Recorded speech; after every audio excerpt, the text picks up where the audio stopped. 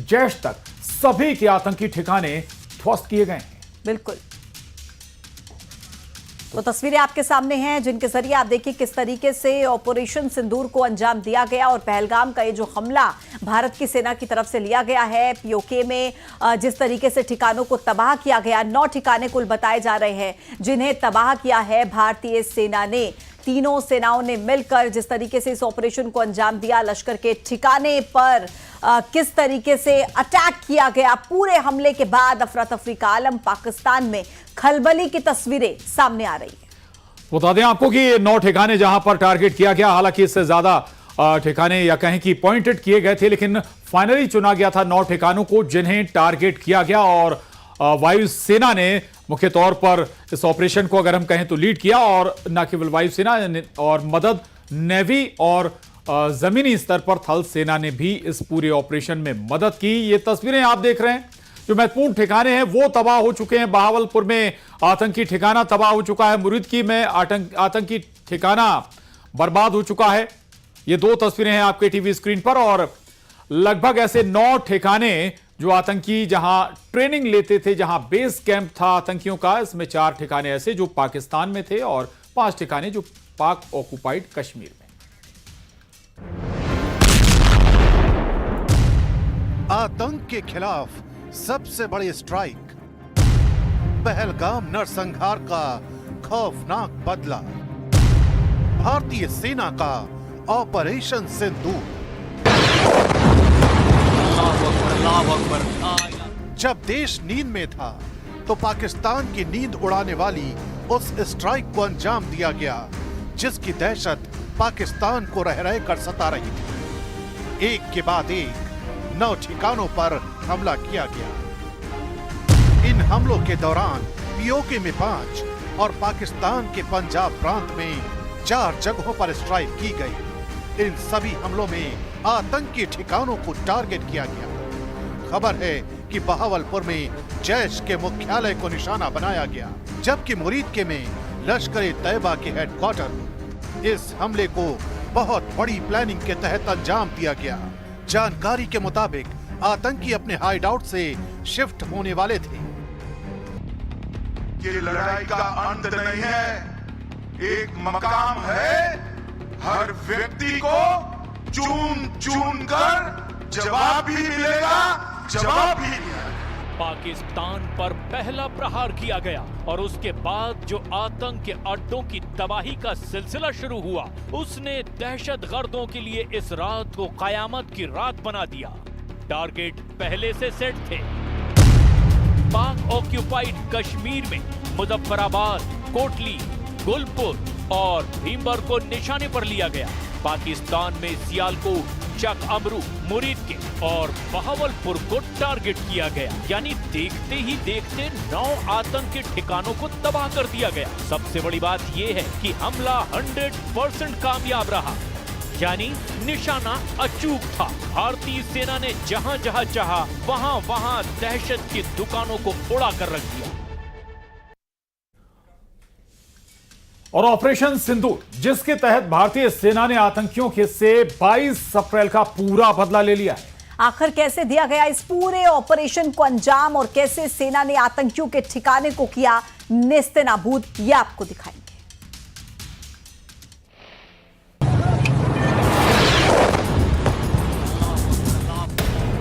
तारीख 7 मई, रात 1:05। ऑपरेशन सिंदूर।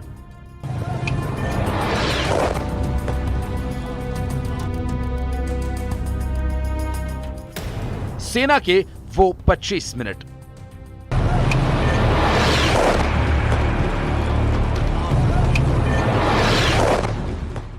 जब देश नींद में था तो पाकिस्तान की नींद उड़ाने वाली उस स्ट्राइक को अंजाम दिया गया जिसकी दहशत पाकिस्तान को रह रह कर सता रही थी। एक के बाद एक 9 ठिकानों पर धमाकेदार हमला किया गया।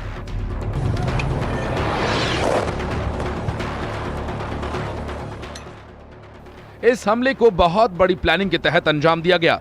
खबर है कि आतंकी अपने हाइडआउट से शिफ्ट होने ही वाले थे, लेकिन उससे पहले कि वो भाग पाते भारतीय सेना ने ताबड़तोड़ स्ट्राइक कर आतंकियों के मंसूबों को धराशायी कर दिया।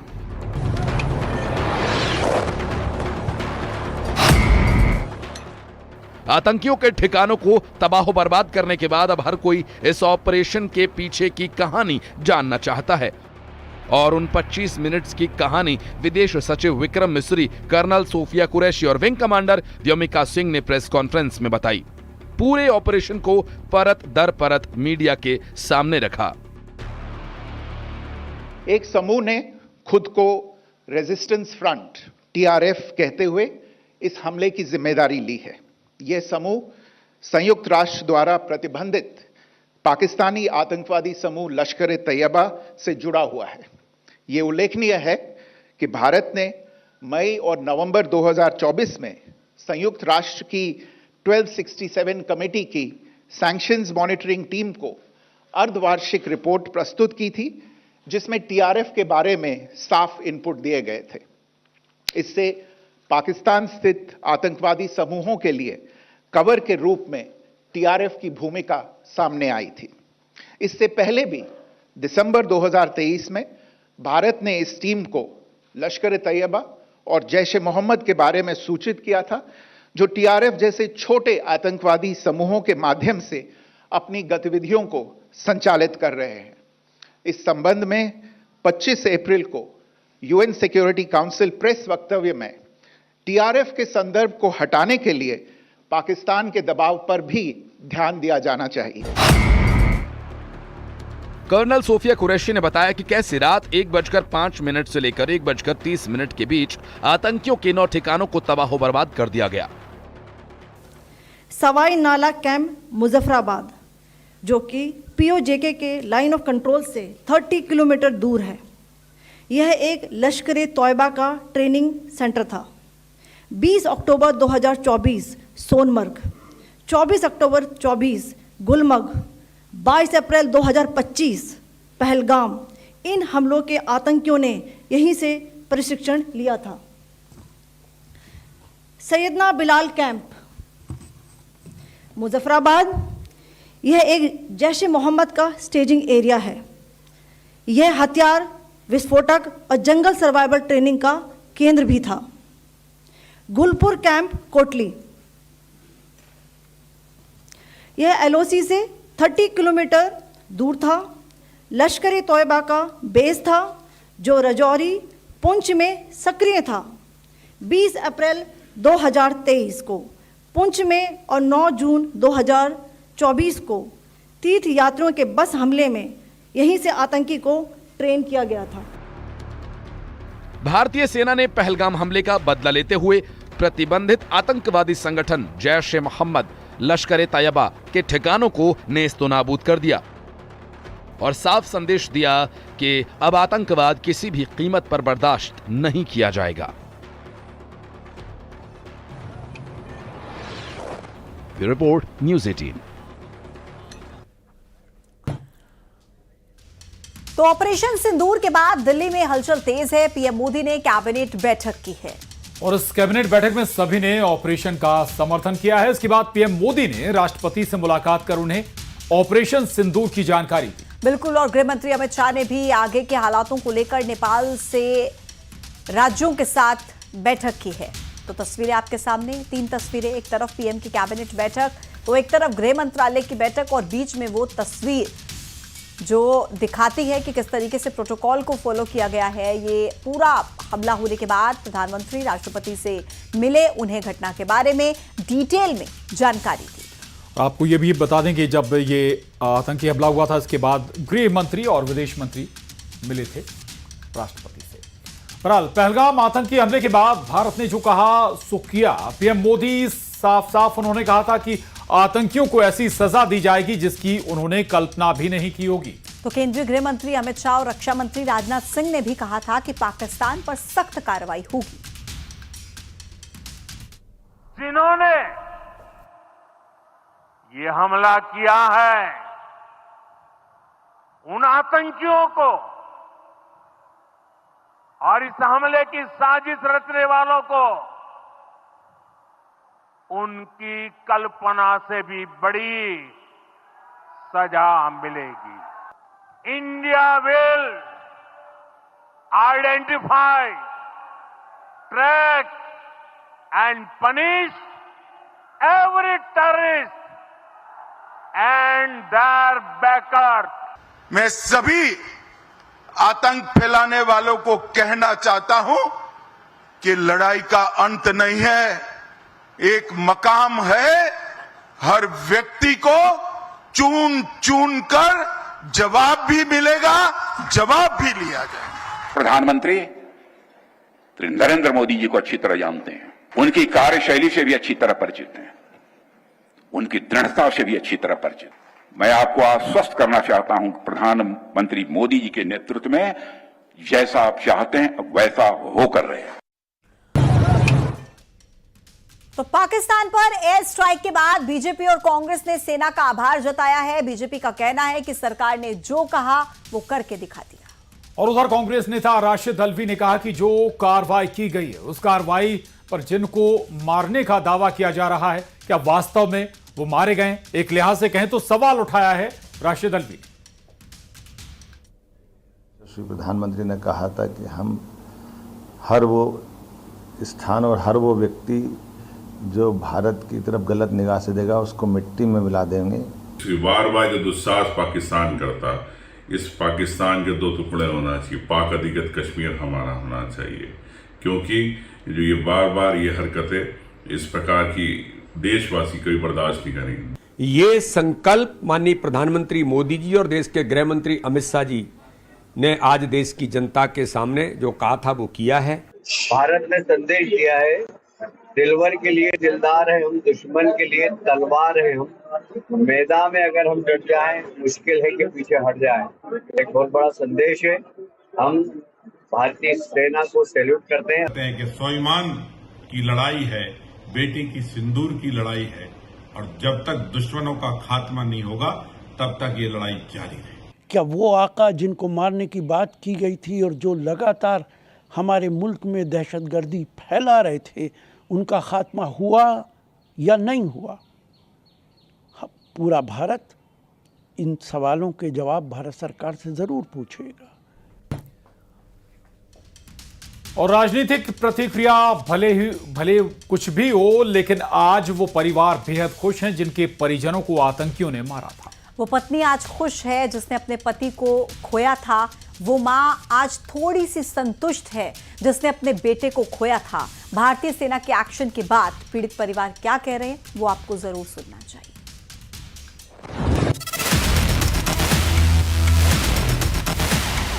तो आज उन्होंने ये नाम रख के, ये बदला लेके, ये बहुत पर्सनल लेवल पे ऐसा दिखाया कि जैसे हमारे ही घर का कोई इंसान जाके हमारे ही पतियों का बदला लेके आया है।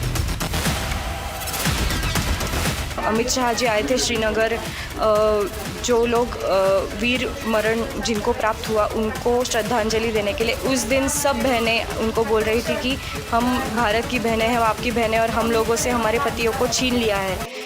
तो मुझे लगता है शायद उसी वजह से ये ऑपरेशन का नाम सिंदूर रखा गया होगा। उन्होंने ये जो किया है उसके लिए मैं उनको बहुत ज़्यादा थैंक यू। मोदी साहब ने बदला लिया है और मैं उनके साथ हूँ, जनता उनके साथ है और हमारा सारा परिवार उनके साथ है। गवर्नमेंट ने जो किया, हमारी हुकूमत ने, तो इस पे मैं बहुत खुश हूँ।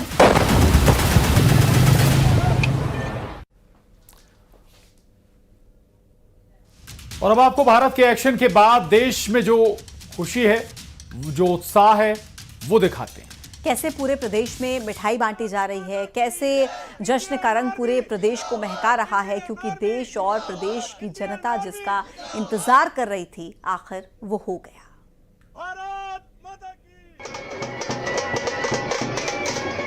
ये 8 तस्वीरें हैं आपके टीवी स्क्रीन पर। मध्य प्रदेश के भोपाल, इंदौर, ग्वालियर, उज्जैन, राजगढ़, श्योपुर, आगर मालवा और कटनी से दरअसल देश की और प्रदेश की जनता को जिस बात का इंतजार था वो रात 1 बजे से 1:30 बजे के बीच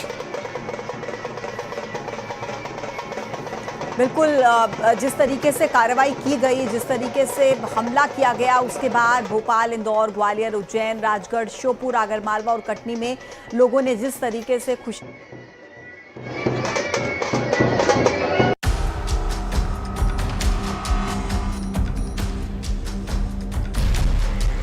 पहलगांव अटैक के बाद भारत ने आतंकिस्तान से इंतकाम लिया है।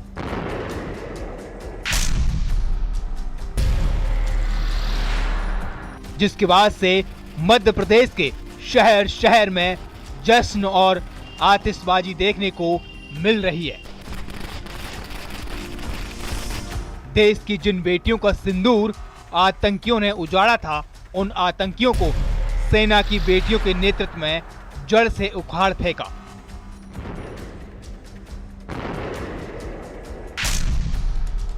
कि अगर हमारी बहू बेटियों का तुमने सिंदूर छीना है तो उसका वापस जो बदला है वो हमारी महिलाएं ले रही हैं, हमारी बेटियां ले रही हैं। ऐसा मोदी जी की एक सोच है कि जो सिंदूर जो छीना गया है, आज उसको वापस भी उसका बदला हमारी बेटियां ले। लोग कह रहे हैं ये तो शुरुआत है, अभी तो लड़ाई बाकी है। यह हौसला उन बुजुर्गों का है जो आज भी देश की सेवा के लिए तैयार हैं। हमसे नहीं कह रहे, हम भी तैयार लड़ने का, हमें मारेंगे, हम नहीं मारेंगे उन्हें। हाँ तो अच्छा है ना भाई, महिलाओं की जो निर्मम हत्या हुई उसका बदला लेना जरूरी था, और अभी तो शुरुआत है, आगे और आतंकवाद को जड़ मूल से ही खत्म किया जाए। श्योपुर में लोगों ने जमकर जश्न मनाया, विजयपुर में लोगों ने पटाखे फोड़े, मिठाई बांटी और भारत माता की जय के नारे लगाए। उज्जैन में सेना की एयर स्ट्राइक के बाद मिठाई खिलाकर खुशी मनाई गई और पाकिस्तान के खिलाफ जमकर नारेबाजी की।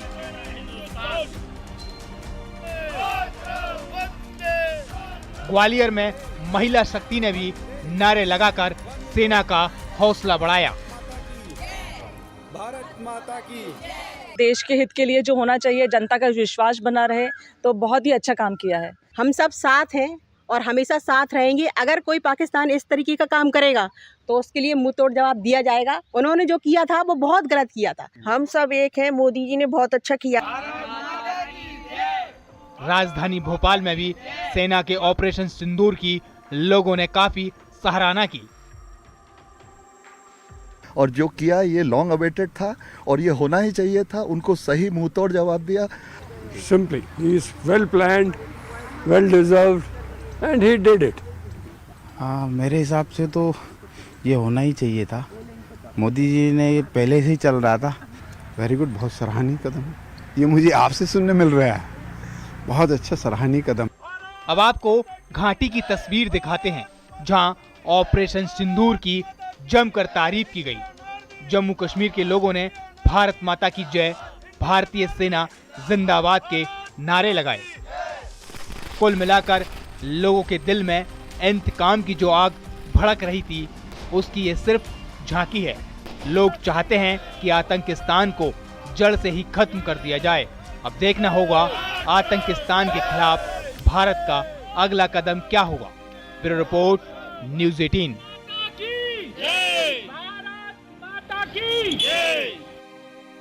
पाकिस्तान में आतंकियों के खिलाफ भारत की एयर स्ट्राइक के बाद इंदौर के पंचकुइया आश्रम में संतों ने एक विशेष आरती की। इस दौरान भारत माता की जय के नारे लगाए गए और इस कार्रवाई के लिए सेना का धन्यवाद दिया गया। इंदौर के रीगल चौराहे पर संतों ने पाकिस्तान के खिलाफ भारत की स्ट्राइक पर जश्न मनाया है और तिरंगा लहराकर खुशी जाहिर की है। वहीं संतों ने पाकिस्तान के खिलाफ नारेबाजी की, साथ ही चेतावनी देते हुए कहा कि पाकिस्तान अपनी चाल से बाज आ जाए, नहीं तो विश्व के नक्शे से उसका नामो निशान मिट जाएगा। उधर महाकालेश्वर मंदिर में एक विशेष पूजन का आयोजन किया गया। इस दौरान माताओं और बहनों के सिंदूर की रक्षा की प्रार्थना की गई।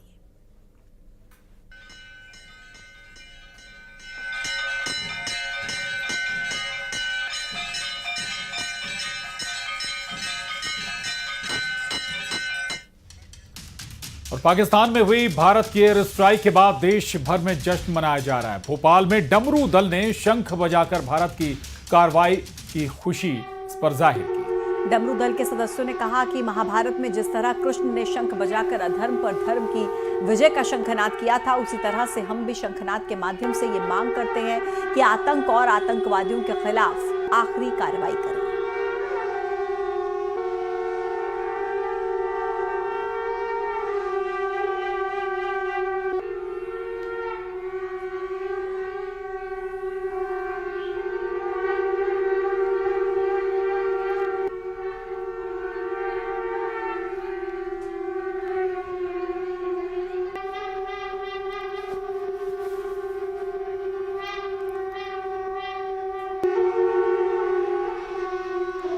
और आइए अब आपको इंदौर की एक बारात की तस्वीर दिखाते हैं जो दूल्हे के साथ डांस करते हुए नजर आए हैं।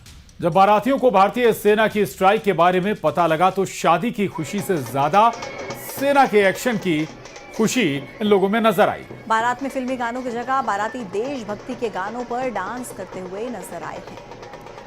तो तस्वीरें इंदौर से। इंदौर में बारातियों ने जमकर डांस किया और डांस करने की वजह बारात से ज्यादा पाकिस्तान में आतंकियों के खिलाफ स्ट्राइक थी। और ऑपरेशन सिंदूर पर बागेश्वर धाम के पीठाधीश्वर धीरेन्द्र कृष्ण शास्त्री ने कहा कि सिंदूर उजाड़ने वाले को हमारी सेना ने मुंहतोड़ जवाब दिया है। भारत की शेरनियों ने पाकिस्तान में घुसकर मुंहतोड़ जवाब दिया और वही आतंकी मौलाना अजहर मसूद ने कहा कि मैं भी मर जाता वाले बयान पर धीरेन्द्र शास्त्री का बयान सामने आया। सिंदूर को लेकर हम पहुंचे हैं बागेश्वर धाम में और बागेश्वर महाराज से जानना चाहेंगे कि ऑपरेशन सिंदूर को लेकर आपका क्या कहना है, क्या कहेंगे इस पर।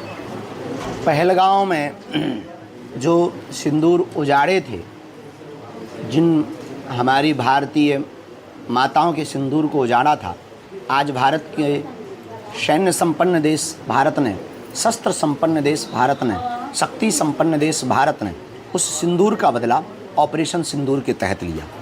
निश्चित रूप से ये भारत के प्रति हम सबका गौरव और बढ़ा है और गर्व की स्थिति इसलिए भारत महसूस कर रहा है कि पूरा विश्व आतंकवाद से त्रस्त है, पस्त है, परेशान है। ये भारत अब वो भारत नहीं है कि केवल कड़ी निंदा करता है। अब ये वो भारत है कि घर में घुस कर के मारता है और ऐसे मारता है कि आप जो है केवल मलबा उठाते रहेंगे। और चलिए 5 की आंच में हमारे साथ आज के लिए इतना ही। खबरों का सिलसिला लगातार